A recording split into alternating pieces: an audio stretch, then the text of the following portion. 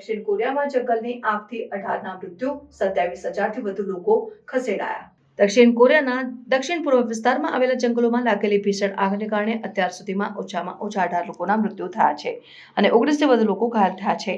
આગના કારણે 27,000થી વધુ લોકોને તેમના ઘરોમાંથી ખસેડવામાં આવ્યા છે અને 200થી વધુ માળખાઓ નષ્ટ થયા છે. આગના કારણે ઉઈસોંગમાં એક હેલિકોપ્ટર ક્રેશ થયું, જેમાં પાયલટનું મૃત્યુ થયું છે. આગનો પ્રારંભ ગયા શુક્રવારે સાનચેંગ કાઉન્ટીમાં થયો હતો અને ત્યારબાદ ઉઈસોંગ, અંટોંગ, સિયોંગસોંગ, યીઓંગયાંગ અને યીઓંગડેઓક જેવા વિસ્તારોમાં ફેલાયો છે. આગના કારણે 43,330 એકરથી વધુ જમીન બળી ગઈ છે.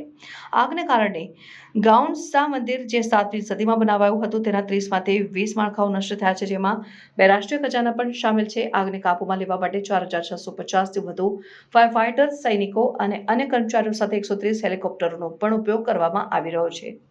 હવામાન વિભાગના જણાવ્યા અનુસાર આ વિસ્તારમાં સૂકા હવામાન અને તીવ્ર પવનને કારણે આગ વધુ વકરાઈ રહી છે.